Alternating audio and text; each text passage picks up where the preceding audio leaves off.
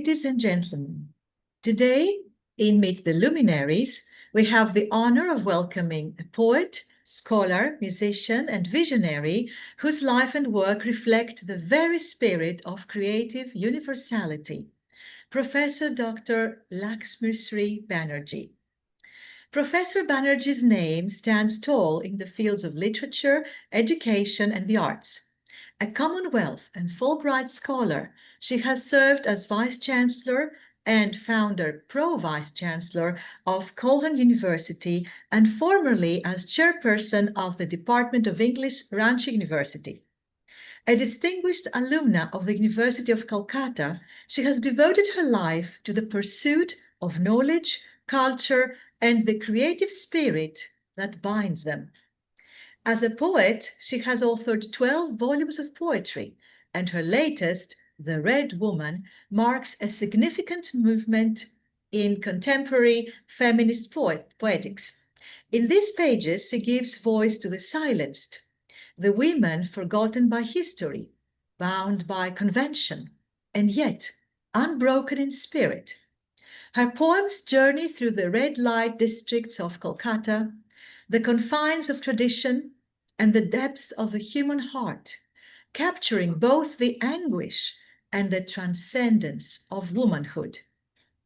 In the foreword to this collection, Professor Bashabi Fraser describes her as a poet who walks with the dispossessed, speaks to the silenced, and reclaims the power of the feminine through a language at once intimate and cosmic. The voice of the Red Woman is both a protest and a prayer. It carries the resilience of all women who have risen, endured, and renewed the world with their light. Beyond her poetry, Professor Banerjee is a gold medalist in Indian classical music, a senior grade vocalist with All India Radio, and a scholar of kids and world literatures whose research and teachings have taken her to leading universities across America, Europe, Africa, and Asia. She has represented India in numerous international forums, speaking on ecofeminism, gender studies, culture, and global peace, while her creative works have been honored by the Sahitya Academy and many other institutions worldwide. Her art moves between word and song, intellect and empathy, between the inner pulse of emotion and the outer rhythm of life. Through every role, poet, professor, musician, and leader, she has carried forward the message of enlightenment, equality, and humanity. It is indeed a privilege to welcome a luminous voice of our times, whose poetry sings not only of women, but of life itself. Professor Dr. Laksmisree Banerjee, welcome to our program. Thank you so much, Professor Irene, my sister, my colleague, my cultural friend. You have said all this so eloquently. I feel honored, but I also feel very humbled by this introduction, if I may say. And in many ways, perhaps in every way that you have so well articulated, I think you are right, if I may say so. But the eloquence has made me feel really both humbled, honored, and a little mellowed too, a little. I'm not embarrassed, but you are right. I have to say you're right. All that and so much more. Now let us acquaint your work with our viewers. Professor Banerjee, your latest collection, The Red Woman, is a powerful articulation of feminine consciousness, strength, and endurance. What was the emotional or intellectual spark that gave birth to this book? And what does The Red Woman symbolize to you at a personal and philosophical level? What gave birth to this book is something which I carried, though I was writing so much across literature, literary spectrum, the cultural spectrum, but still inside me there was this little nutshell of a thought which I carried through my life from a very early age. And that began with a huge festival, if you may know. I belong to the lineage, the province of Rabindranath Tagore. And in Kolkata, our greatest and the most luminous and the most important festival is Durga Puja, which is actually a festival for celebrating and worshipping the mother goddess. But at home, I found, and that was an incongruity, which as a child I could not reconcile to myself because I was not so evolved in my thinking. But I saw that one of the main, what should I say, rituals and customs of making the huge image of the mother with the soil and loam of the Ganga river, they had to mix it with the soil from a prostitute's or a sex worker's home in a place called Sonagachi in Kolkata. Now that is the place where these hapless women, they lead their lives.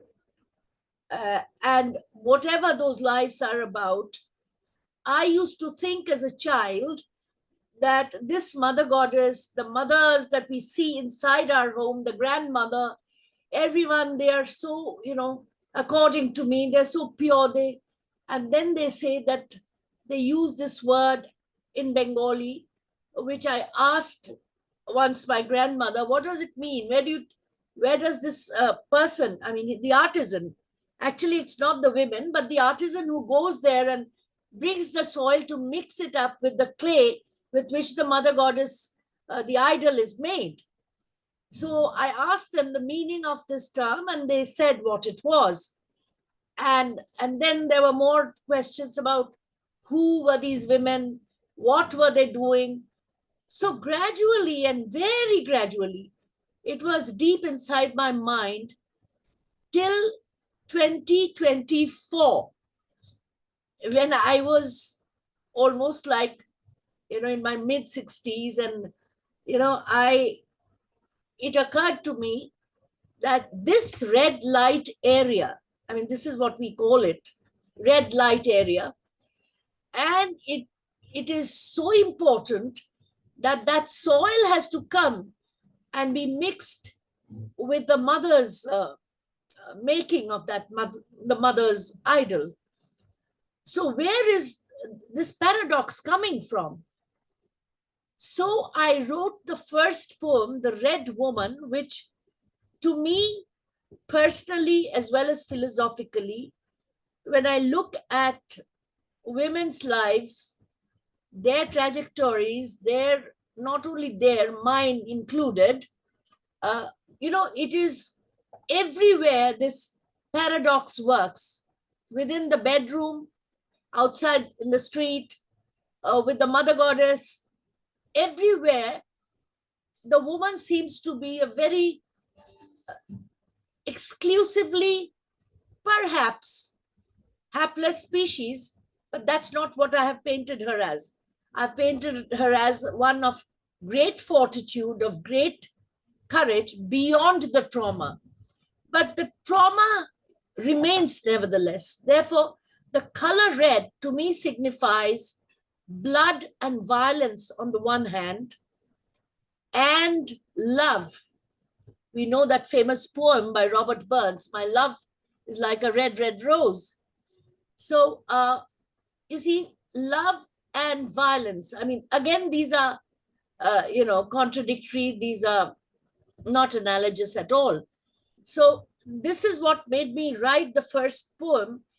And of course, when you are inside that if I may say, the sort of closed door of your own mind, it starts working in its own way. And then you look around and then you start connecting, and these connections are interwoven in many ways. So if I say it is one which only deals with blood and violence on the one hand and love on the other, that would be a straightforward talking about it. But it is all interwoven, it is interlaced. And in the Bengali ritual, there is another ritual which to me again occurred, that when the bride comes home to her in-laws' place, she is wearing something on her feet which is called alta, which is like a red, the sindoor she is wearing is also red on her, in her head, and the feet is absolutely covered. She has to stand in a bowl full of red water and milk, and it makes her feet absolutely like a feet full of blood. And with that blood, there is a white velvet which is in front of her, and she walks on that velvet into the in-laws' house, and that has these marks of her feet which are absolutely red. So that again interlinks perhaps love and violence. So many other poems are also there. So these are the primary points which made me write. And of course, the third thing, which is very, very significant, during August 2024, when this book was not half, about quarter, maybe I had written about, it has 56 poems, so maybe I had written 10 or 12. This horrendous incident inside a very well-known Calcutta hospital, where a lady doctor was raped, tortured, and killed by her own male colleagues in the middle of the night. And of course, the courts and the politicians, they all were hand in hand, because they were collecting money for giving medical degrees. And she was a brilliant gold medalist. She refused to give that money. So all this happened, but she has not got justice till now. The streets of Calcutta, why Calcutta? New York, Birmingham, all over the world. This was not a political, it was a social churning, a social revolution, that Calcutta, being the safest city in India, it is known as the safest city in India for women, could really see that kind of a thing happen in one of its best hospitals. And the streets of Calcutta initially were full, regardless of any groups, any political parties, and it was a huge social churning across the globe. And she was, obviously, the journalists called her, she had her actual name, but the journalistic name was Abhaya, which means the fearless one. Just like it happened in Delhi, 2012, when one girl inside a bus was tortured and raped, and she was called Nirbhaya, which also means the unafraid one, the fearless one. So this thing in mid-August, almost like made me a kind of a raging volcano, I think. And I went on writing. Of course, not that the writing is a crudity, it is not crudity, but that's what triggered me to go on writing The Red Woman. I mean, the first poem was already there, at least 10, 15 poems were already there. And this horrendous incident happened. August 2024, I finished it during December 2024, because my publisher said by 2025 you should be publishing this, or we will publish it in USA. It was a very well-known publishing house in USA. So 2025 it was published. So this was also a very important, I don't know whether to call it an incident, an accident, whatever, a traumatic feeling, but that's these are the three main reasons which almost like triggered and stoked all this poetry in various forms. Of course, when you have incidents, traumatic incidents like those, and a heart so pure like yours, how can you not express yourself in this way through this?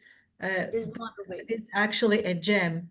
And now I will take you to the foreword by Professor Bashapi Fraser. Your poetry is seen as part of a lineage of feminist voices. Rossetti, Dickinson, Kamala Das, Maya Angelou, who transform suffering, like the one you mentioned, into song. How do you perceive your place in that continuum of women poets across cultures and centuries? Bashapi Fraser is a very well-known poet and scholar based in the University of Edinburgh. And I respect, because I just requested her to do a foreword, and this is what she sent after having read my poems. So I guess what she's saying about this whole lineage of feminist poetry, she must have said this, she must have said it truly from the core of her heart. So I do agree with her, because it is definitely feminist poetry. But I always feel that feminist is a word which somehow brings it into a kind of a Western framework, because feminism started in the West, especially in the USA, in the 1960s, with all these people like, Elaine Showalter and all the feminist writers. But my strong belief is that our feminism, which I call womanism, cum humanism, started at least when the Vedic nuns who had embraced Buddhism, they were writing poetry. And when I came across these poems translated by an English woman in 1923, and though some were writing during 2000 BC, I found there was no gap. There was no yawning. Why yawning gap? There was no small gap even between what we as contemporary women writers write in terms of our own identities vis-a-vis the external world and theirs. I mean, these Vedic nuns who wrote these poems, it's almost like they wrote it yesterday. So I always say that we in India, and by the way, in the most humble way, I mean, I don't want to take a high ground of something. No, not like that. But of course, our feminism did not begin in the 1960s. It began 2000 years ago, and maybe even more, about which we do not know. There were women scholars you may have heard of, Maitreyi, Gargi, all these people. So there were women scholars where, they were on the same footing as men and debating openly in society. Of course, what happened to us was in the Middle Ages, maybe late in the 16th, 17th century, when, when Westerners had started coming and annexing and doing this and doing that. So all this happened, but we were a very advanced ancient civilization. So I would like to call this, of course, I'm in the lineage of Rossetti and Mina Loy and Sylvia Plath, whoever. Definitely I'm in that lineage. I mean, they're so known and they've done such work, such human work. So, I just wanted to quote, perhaps I do not remember, in the author's note, I think I've quoted it. One of the very well-known American poets says, Adrian Rich, if I'm not mistaken, Adrian Rich, I think, says, to be a woman is human. I mean, I'm quoting an American poet. To be a woman is human. To be a woman poet is encompassing the difficult world. Now, this is within quotes. So that way, I will place myself in that long line if I may be allowed to. Beautiful and really profound. And thank you for the interesting insights that you have shared with us. Of course, we don't know everything about the culture there, but we know that it's a very rich culture that you have. And I'm sure that also our viewers got this insight. Thank you so much for mentioning. And now let me ask you something about the women in the Red Woman, your book, from the red light districts of Kolkata to widows, mothers, and silenced daughters are both personal and universal. When you write of their pain and resilience, do you write as a witness, participant, or healer? I think all the three. I think, of course, I participate and respect, and of course, I try to heal not just them, but me too. And so I am in playing all the three roles together without being very conscious of it. Now that you said it, it is definitely a kind of significant interweaving or integrating of roles. So that, because, when I write poetry, I always say that it is my greatest, not just write poetry, also music. I mean, they are two sides of the same coin. So that's my greatest survival strategy. When I'm not trying to say I'm a sufferer of the worst kind, but maybe I am a sufferer like everybody else. And that helps me also to look at the sufferings of other human beings, other women, particularly of my mother's race, and also the trauma that is often meted out to them, sometimes very consciously, sometimes very monstrously, and sometimes in total ignorance. But it is somehow meted out to them. And so that is being myself. And so perhaps my only survival strategy to keep myself going, like I have to, I have to balance, That, my all my otherwise we suffocate if we don't express ourselves so. Is that right?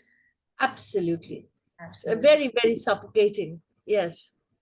And this is how empathy also grows within us. Now, please, would you like to recite a poem from the Red Woman from your book that also our viewers will indulge in? Uh, I well, I will. If I get time, I will read another one, because if I get time, I would like to read the title poem, "The Red Woman." But here, I am not going to read that poem. Oh, if you wish, you can read this now. I can read it now. Yes, please. Oh, okay.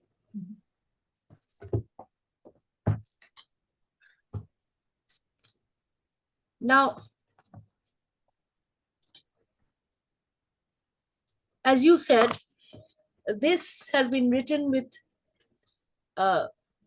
great empathy and compassion, and also fury, almost like a raging volcano. So all this has come together in encompassing the difficult world, as the American poet says. The Red Woman. I am the Red Woman. Can you hear me? Yes, of course. Of course. I am the Red Woman. My home is in Sonagachi, wandering through the unknown maze of winding ways, ever lost, through red lit areas of my crushed heart, sighted, blighted always in the ruddy shades of pain, often in bridal chambers, or in elite lounges or nocturnal bars of piercing love cradles, yet forever in refuge and refuse, in lusty dimness of male stench. My home always in Sonagachi, the waste bin of the world. I am the red woman. I arise in darkness, embracing the green gold of trees. I bathe in the lilting shimmer of the moonlit breeze. But my flesh, the racked crevices of my body and soul, so often shredded, battered, tattered in secrecy, splinters of perjury, played around by you, the unknown and known. As my spirit wings through the beauty of the ether, I become the forgetful fairy. Yet, in cringe and fury against your cruel sport with my womanliness, my home always in Sonagachi, the waste bin of the world. I am the red woman wearing so many shrouds of the goddess or the mother or the caretaker, the sister, wife, daughter, or the lover, or simply slave in the garden, bed, a bower, forever, the whore in unwillingness, breathing in blankness of being, a wincing void and erasure of my own self, in robotic tending of my ashen flames, sleeping, cleaning, giving, or caressing in recognition or repulsion.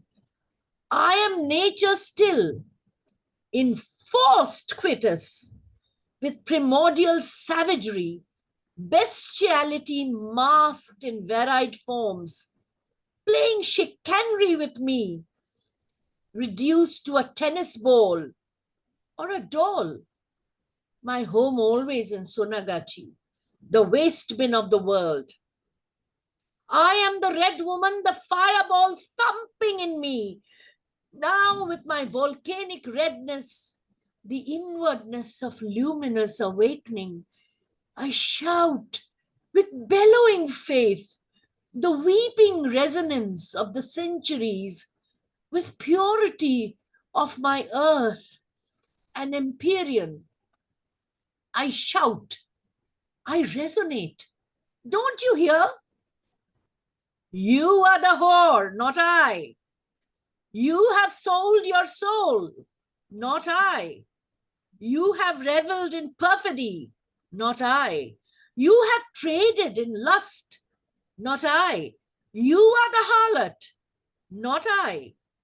Be it in glitzy Soho of London, be it in the commodity of glass-cased breasts and vaginas sold in De Wallen of Amsterdam, be it in Reeperbahnstrasse, that street of putrid license in Hamburg, be it in mellow garish areas of Malta, be it in Pizzas, Hiramandi of Lahore, be it in Kodi Kamatipura of Mumbai, be it in tawdry Sonagachi of Kolkata.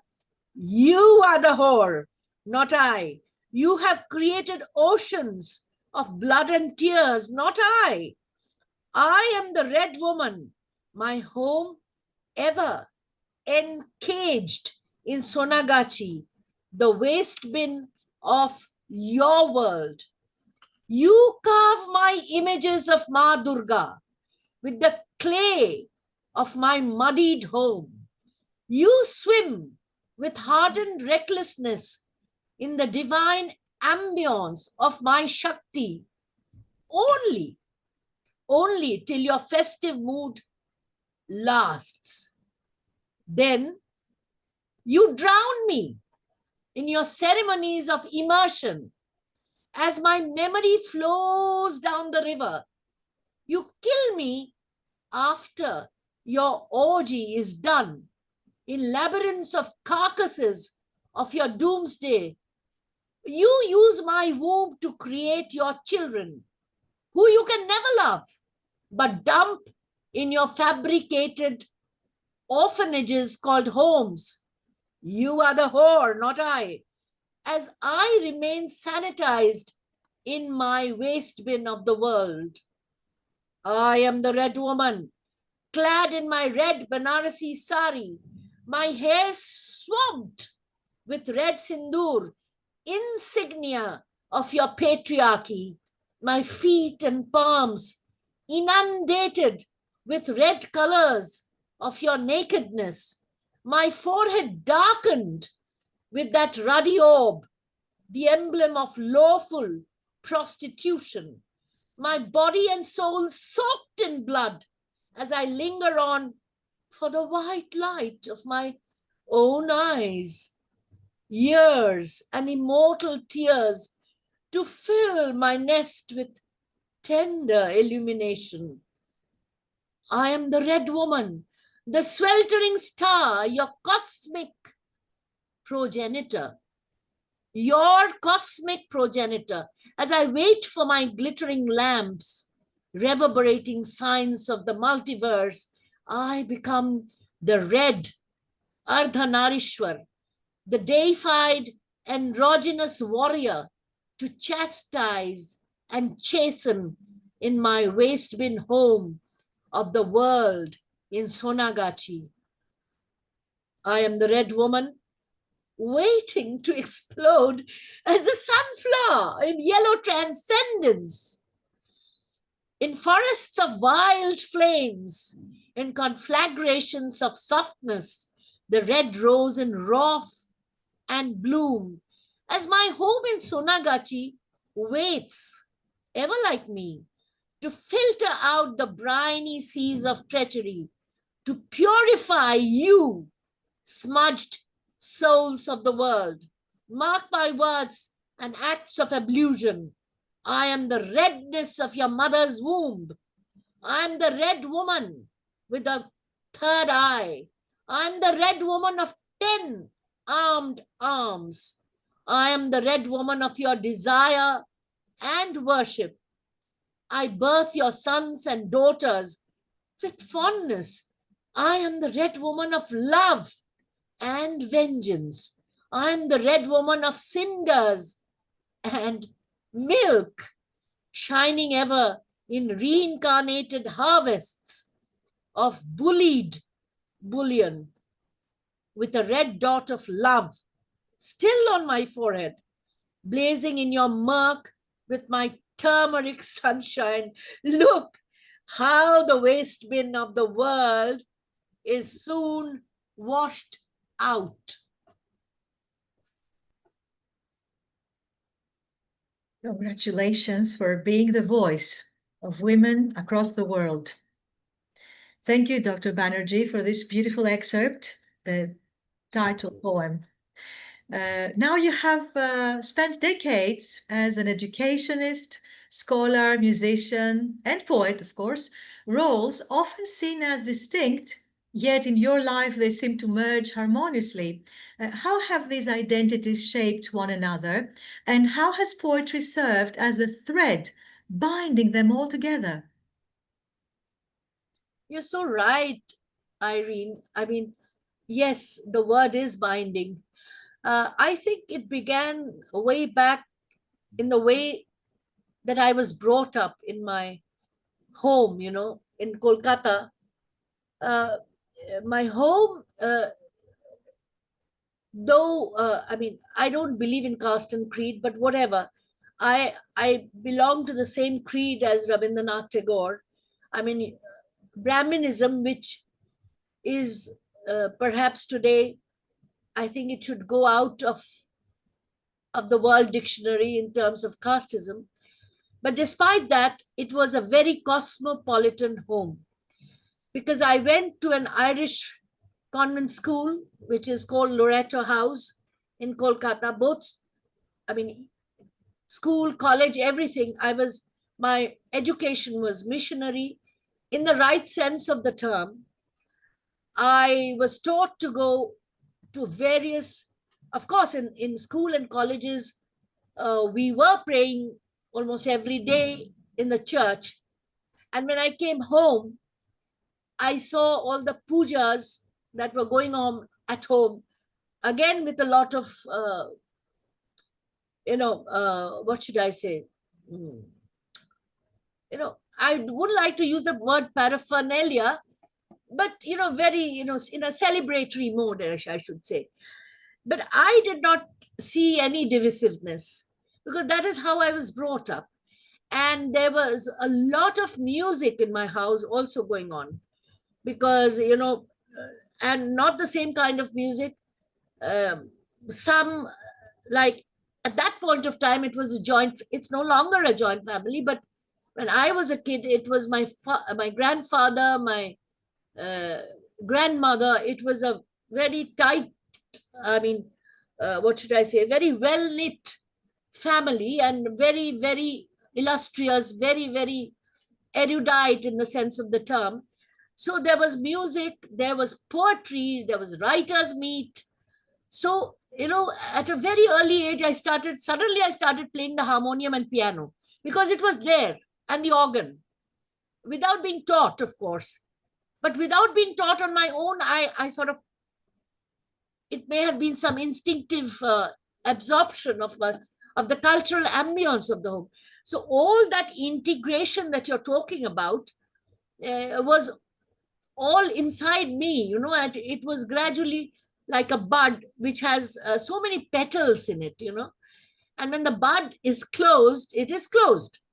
But when it flowers, when it blossoms at its right time, so it's just like that, So everything came together in the same flower, and I did not ever see any divisiveness in my life. And this is what makes me very, a little perturbed, I think, when I see the kind of things that I see today, and all of us see it today. So it doesn't really, it disturbs me, of course. And as usual, in the middle of the night, like Rabindranath Tagore said, once I asked my father, how is it that he was so prolific? I mean, perhaps he's the most prolific bard. I mean, he's known as Vishwa Kavi, which means the bard, the seer bard of the world, So how is it that he was, in every emotion that you see in life or you feel in life, is there in Tagore? So I was told, because Tagore did not let go any moment when he felt these deep emotions of poetry or music, or musical compositions were also excellent. He would catch it immediately. The editing, of course, he did edit a lot, but catch the lightning when it comes. So it often happens that I sleep at 4 o'clock, and there are often many friends of mine who know this little bit of a secret, and suddenly, okay, so there you are awake at 4 o'clock, and it's not 4 o'clock for them.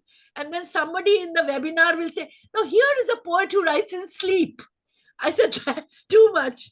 I don't write in sleep.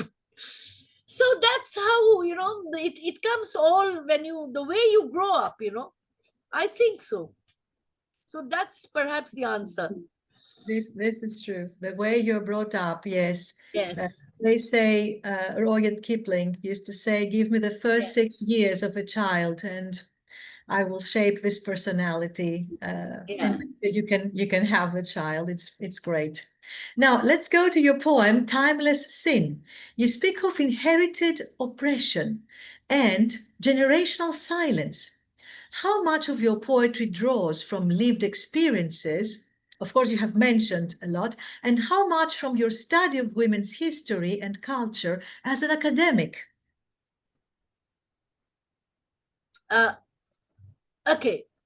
You're trying to say, how did I build the bridge between living experiences and your studying of as a women's writer, history and culture as an academic, of course. as an academic? So these are two small poems which were actually It's called Timeless Sin, about my grandmother, and of Mother and Trees. I don't know whether they are one after another, but very short poems. You see, obviously,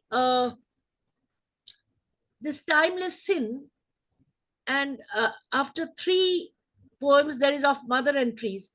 Both of these were, it has been published widely, but for the first journal which published it was in the London University Wasafiri. So in Wasafiri, you see, it's not as if my grandmother, and I'm talking about the truth, I did not see my grandmother being chained or anything like that, nor did I see my mother in the exact cruel way that I portray here.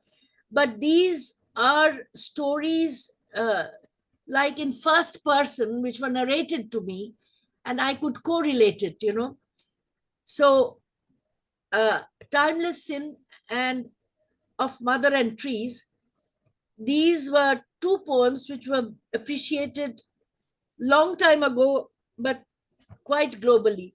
So, Timeless Sin is 30. I have just added a few poems which have taken people's, which have made them very attentive towards these issues. So there are just a few poems from elsewhere. Now, this is what I heard from my grandmother.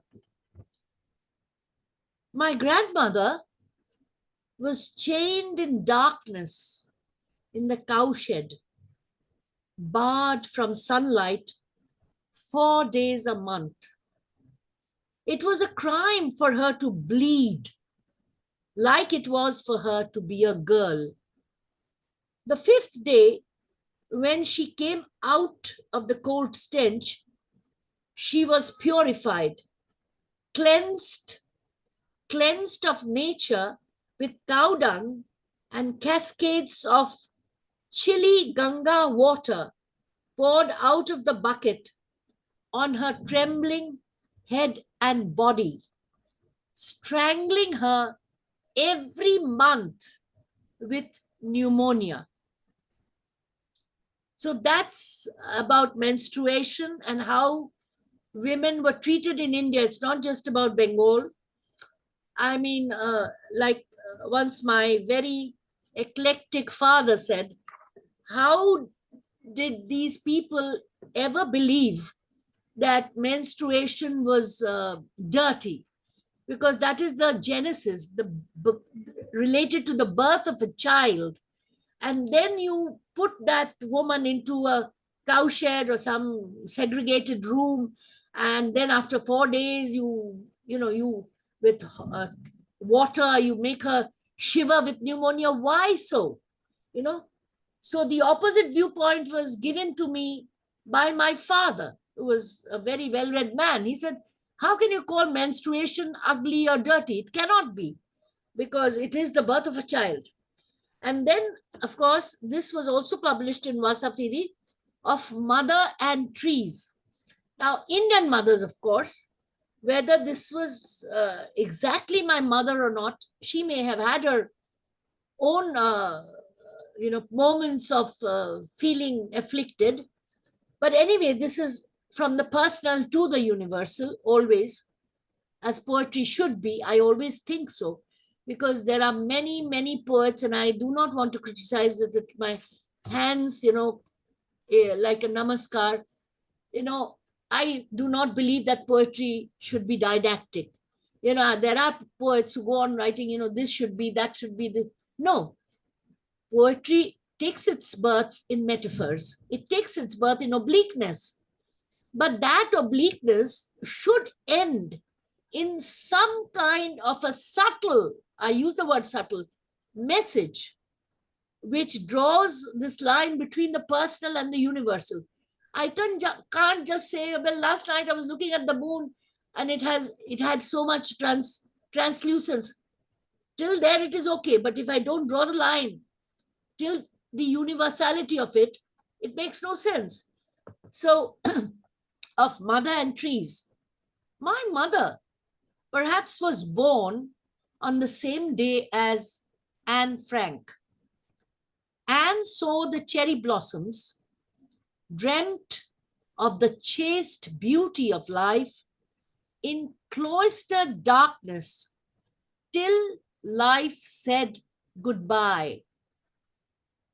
Her dreams were fulfilled in the buoyancy of eternity. My mother planted her red hibiscus tree, watered its roots daily, added vital soil to nurture its soft growth and save it from the burning sun, while she always dreamt through drudgery. Her dreams lived throughout her life. Her dreams lived throughout her full life, forever unfulfilled. Wonderful. What can we say about that? You have expressed everything so well. Now, as a Commonwealth and Fulbright scholar, you have traveled and lectured across continents, representing India's literary and musical traditions. How has this global exposure influenced your understanding of womanhood, spiritually, and creative freedom? Difficult question. Apart from the fact that, well, that's my own private thinking, that of course cultures are different. Of course, women have to be different, belonging to different cultures and countries. But somewhere there is, of course, a lot of similarity. But I have seen that, let me first say that when the first time I went to teach as a visiting faculty in a couple of universities of America, that was around 25 years ago, and I was pretty young then. I saw that, these postgraduate students, which are quite few because very few can leave the high school and afford the university fees. So I found, of course, I perhaps was quite perhaps empathetic in bringing about a change. Otherwise, when I first time walked into an American classroom, I found these girls and boys, primarily the girls, they were pretty aggressive, aggressive in the sense, because I'm not trying to pull down a civilization or say India is the best. I don't at all believe in jingoism. But I did see the truth is that they were munching hamburgers, they were drinking Coca-Colas, and I was lecturing away, and they were talking to each other, and maybe it was my brown skin, or whether it was something else, I didn't know, because one or two classes after that, of course, I talked to my American friend, and she said, Shri, you should be very strict with them. I mean, that was an American telling me that, otherwise they'll take a lot of advantage of you. And with that understanding, I also combined my upbringing in the sense that if I had to be a little strict, I also had to be empathetic. And what I would do is that if I saw some of them, a little outside the discipline, I mean, not being quite indisciplined, I would say, yes, I understand, but this is what you must follow in the classroom. And if you have problems, no problem. You come to my room. I want to have a word with you. And believe me, just don't look at me like a teacher or a professor. Look at me as your own, as someone in your own home, because these were children who were not actually getting parental care. So I combined my American friends, whatever she gave me, wisdom for the American classroom, with my Indian upbringing. And gradually, most of them after class, I would see they coming to my room and discussing and what it should be this way, should it be that way. So gradually that molding happened, So I felt finally, though I was much, 25 years younger is no joke, but then I felt, but that helped me in all my other assignments in other countries. And the best classrooms that I ever found, I must say this. I mean, I love those Scandinavian countries. The Swedish classroom, the Copenhagen, the Danish classrooms. I mean, the Scandinavians are so honest, and they're not so rowdy. They're very, I will not say they're as very soft and anything, but they're very humane and they understand much more.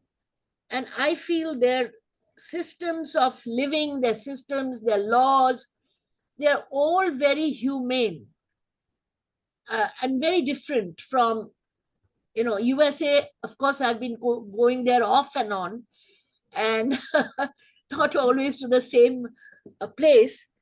But, these are exposures which make you actually understand humanity at large.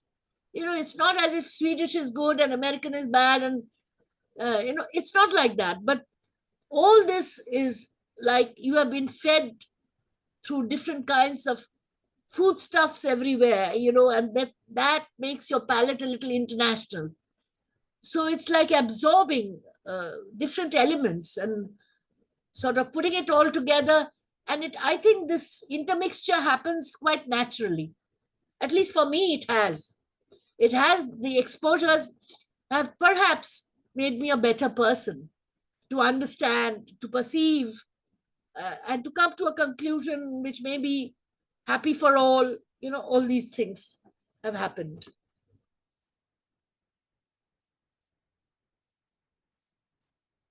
Hello?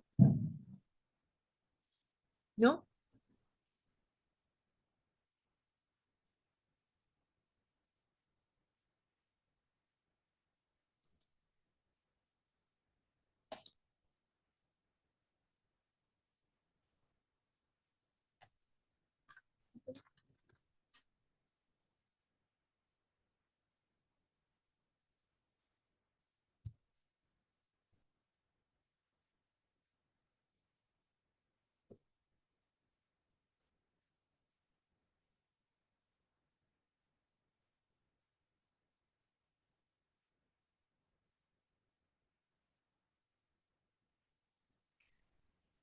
Professor Banerjee, I will ask the question again because there was probably Glitch. interference. Yes, the technical thing, but we're back, right? So Okay. many of your poems evoke the image of woman as both sufferer and sustainer, creator and cosmos. How do you reconcile the contradictions of divine femininity with the lived realities of women's subjugation in society? I have always believed, can you hear me? Yes, perfectly. Thank you. Okay, I have always believed that all women have some kind of an intangible superpower which is their own, not, I don't think, the third eye, for example, of the mother goddess, or what is known as the sixth sense, is always attributed to women in India. And that is true because this womanhood is somewhere connected, definitely connected to the genesis, to the mother's race. And I always had this feeling, in this poem also, The Red Woman, you will find that this divine feminine, the goddess, after 4 days, she is immersed in the river. And the carcass of that goddess floats across the Ganga, just like women, if she's done with, you just throw her away wherever you want to. I mean, she may be forgotten, she may be. So, first of all, in the sense that a divine feminine, the way the goddess, as long as as I said, the the orgy and the festivities last, you are worshipping the mother goddess. And then after 4 days, you fling her into the river, which is the immersion ceremony. It is the same with the woman. But the sixth sense and the third eye is definitely there with all women. I will just make some kind of a sweeping statement, but I think it is there because they are giving birth in a manner which is physically, spiritually, it is absolutely unknown and unperceived by the male patriarchic world. They cannot give birth. I'm not trying to pull down the human part of it, but what I'm trying to say is that the empathy and the instinctive and inspirational element which is there in a woman, the empathetic, inspirational and instinctive element which is there in a woman, to whether to run a household or to run an office or to run an administration, whatever, it is definitely, even among world leaders, I don't want to give those examples, the woman is ahead of the man. And there is just one reason for that. And because the creator, whoever that creator is, the almighty, the cosmic energy, the cosmic energy has energized females and males in two different ways. And if we take that, of course, humanity as a whole is the same. That's why in our Hindu, or I would not like to use the word Hindu, in our Indian scriptures, we have this, in the book also I've written Ardhanarishwar, which is half woman and half man, So that makes it very, very...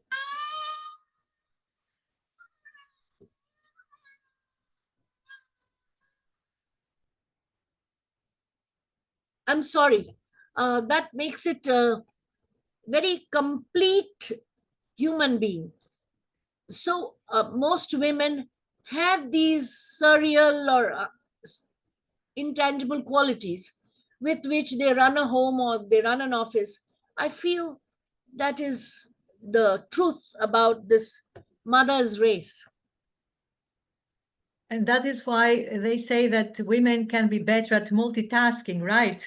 Yes, yes. This is true. You remind me of, I just want to share a small event, which made me actually weep on stage, in Singapore Management University. There is such a disturbance. In Singapore Management University, they had called me for a huge world conference of women leaders. And I began my speech with a huge portrait of Mother Durga with the 10 hands. 10 hands of Mother Durga. And I said, this is the best symbol of womanhood across the globe, not in religious terms, but in philosophical terms, because it is multitasking. It is multitasking. It is, you're so right. And speaking of multitasking and separate, distinct roles, you're also a gold medalist in Indian classical music and a performing vocalist. You told us how this whole thing happened. How does music influence your poetry? We found rhythm inside your poetry, in your verses, all the time. Do you find rhythm and melody shaping your verses, or does poetry find its own music through silence and cadence? I think both. Rhythm and melody play a very vital role in my compositions, my poetic compositions.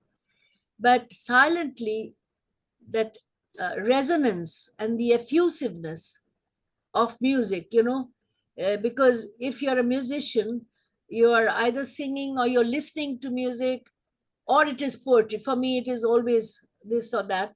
So the effusiveness and the resonance of music will always be there in my poetry. It is not in no way, I believe, I do not know about others, but they too say that, there is a lot of resonance in my poetry. So the resonance, the melody, the rhythm, it's all there.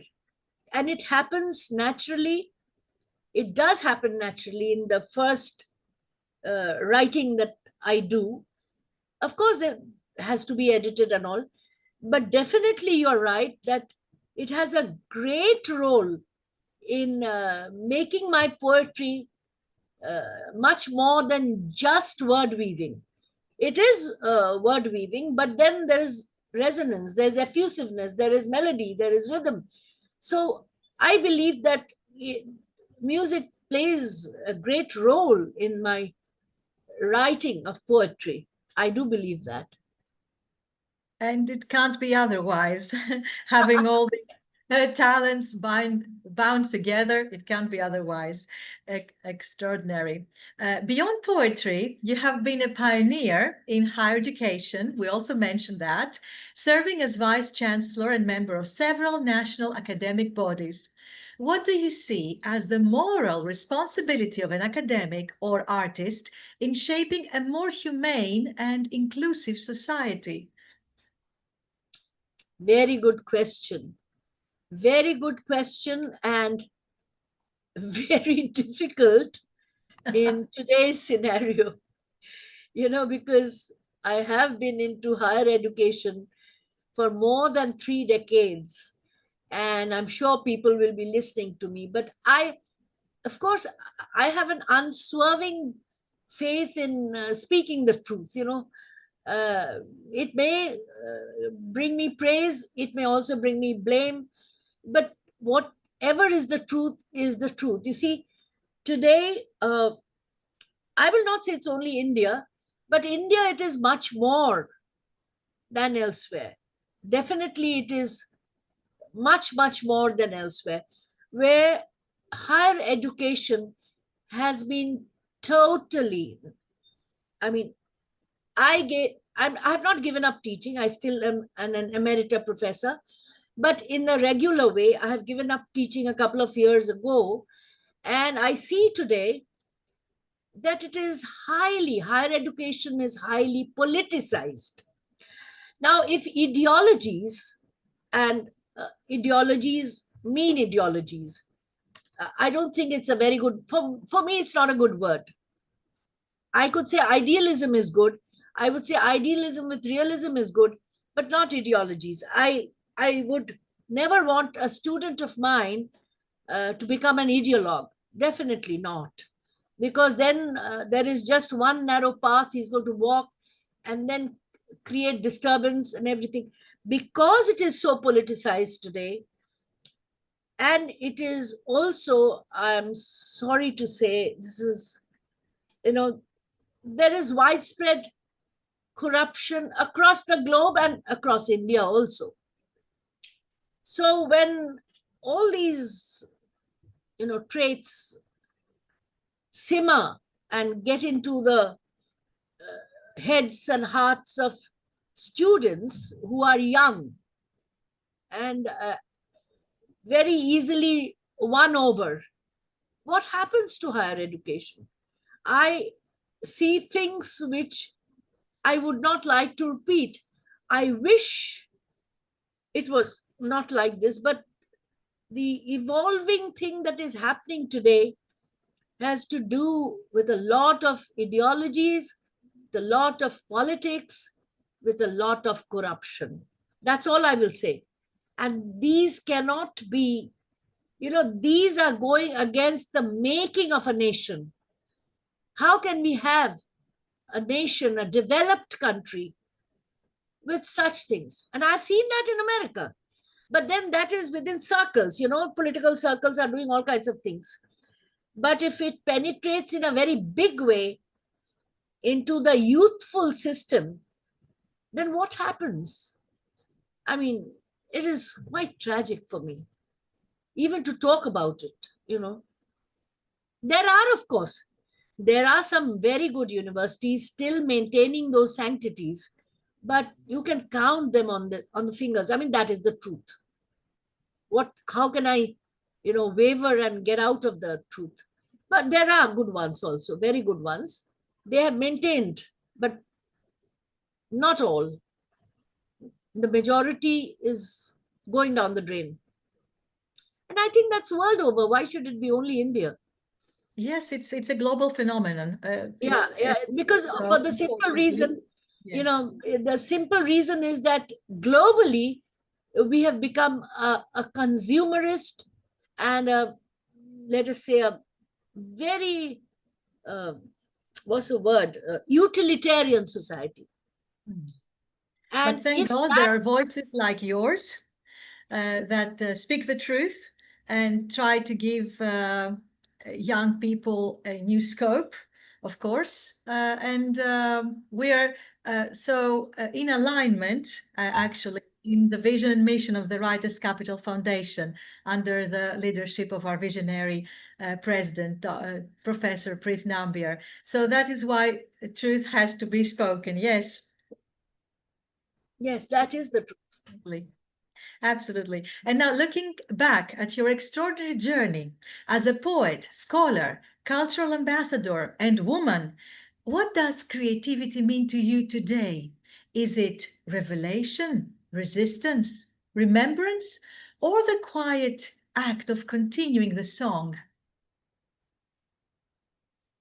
Again, I think it's all of that. It is rebellion, it is revolution, it is revelation, it is healing, and of course, the pen. I believe my pen and my voice. I try to make it as transformative as possible because, after all, if in this birth, whatever God has given me, the Creator has given me, I cannot just let that go without trying to do something for society. And obviously, I'll not take up as they say, a pen is mightier than the sword. I'm not very sure today because there are many people with very negative vision saying, after all, what you're writing, and those are the people who read it, and those who should read it are not reading it. But I believe even if 5 people read, there will be another 5 who they will convey it to, and then there'll be another 25 into another 25, and so that transmission goes on, because obviously I'm not going to fight with a sword. So pen is the only thing I have, and my voice. So I have to do the utmost I can with my pen and voice, and I'm sure it will permeate in some way or the other. It will permeate. Of course, it depends on how far it permeates, but definitely it is a revelation, a resistance, and a kind of healing energy for myself and the universe. Absolutely right. And now let us immerse ourselves into a very well-penned poem by yours. Another poem from your book, dear Professor Laksmisree Banerjee. Okay. I'll try to, other than feministic, I will try to read a humanistic poem where it's not about women only. It's called The Hungry Glitz. And I will also give you the background. When I wrote this poem, where is it? Hungry, yeah, it's here. Hungry Glitz. Now, this is more human than feminine or feminist. There is a street, like you have the best street of the world, as they say. I don't know whether it is, but I visited it several times, like the Champs-Élysées, okay? So in Kolkata, that is Pari, here in Kolkata, it is known as the best street of the world because when the British were ruling, Kolkata was the capital, not Delhi. So that's why the Calcuttans like us, through not me, but those who were there, I mean, my grandfather's grandfather and things, that's why we have become so cosmopolitan, because we are so eclectic. We have embraced the West and we have retained our Eastern culture. So that's how Kolkata is. So I was on Park Street. Now, Park Street is perhaps a very famous street of Kolkata. And they say even of India, of course, and of the world also, the Park Street. Now, this Park Street is full of very rich people who have their mansions there. There are shops and eating joints which are very costly, I mean, extremely expensive. And you will have every car which is going through that road is a sedan, or even larger than that, limos and this and that. So that is Park Street of Kolkata. But again, the paradox and the contradiction, you will see one or two women there. Of course, it is about women. And these are very shimmering women standing there. People don't know what they are doing, because earlier I didn't know what they were doing. But later on, I came to know they were looking for their clients. Or sometimes a man client standing there, and maybe the woman is a little far away. And this is what is happening because there is penury. You just have to look through very deep perspectives. Otherwise, you will not understand Park Street.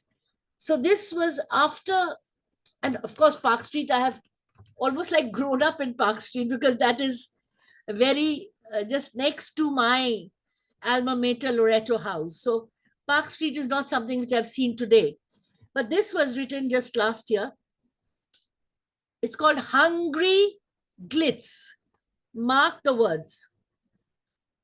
Grey fog had settled silently with catty paws after sundown across the clandestine bend of Park Street and Free School Street. In the dim lights crisscrossing the glitzy arena, enjoying their regular joke. A blanket of dark miasma gasping with cold life as the wintry garment of mist wrapped around the shriveled body, chewing crumbs with street dogs as a hungry glitz lit up her red light stage. The red woman in black shimmers with pallid innards, forsaken, ran breathlessly down her dirty staircase to scatter her fake glimmer, her outcast glamour among hungry men, to stand and catch her belching prey. The moon winked from afar as she stood by the roadside of zipping sedans along swanky hotels, bars with tongues of flames baking lust, liberty, and license in the cauldron, questions thrown from laughing stars. Who was whose prey anyway?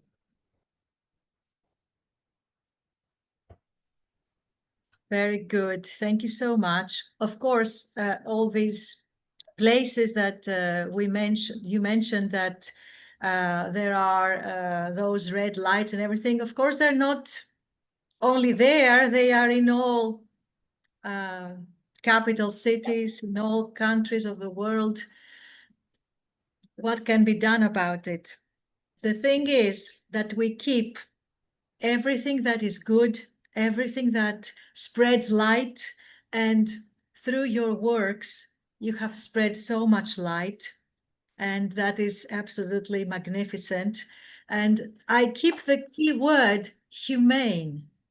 Let us keep illuminating humanity, because this is something that is really needed. Like you said, not only in our times, it was needed before, it will be needed after us. Now let us be a great a great bond one with the other and follow this beautiful lineage of all these poets, women and men, who have spoken well and have given us their beautiful buds, and now the petals are coming out, and we're so grateful for their work, for their inspiration, and definitely one of them is you. Great inspiration. Thank you so much. Irene, it was great meeting you. And as you summed up, we are all working for humanity. And I will never forget that line that being a woman is human. And being a woman poet is encompassing the difficult world. And I'm sure we can make that difficulty more easy, more comfortable, more compassionate. Thank you so much for giving me this opportunity. Namaste. It has been an absolute honor to share all this vision with the most illustrious contemporary voices of art and intellect. Thank you, Professor Banerjee, for gracing us with your wisdom and your music of words and your unwavering commitment to humanity. Thank you so much.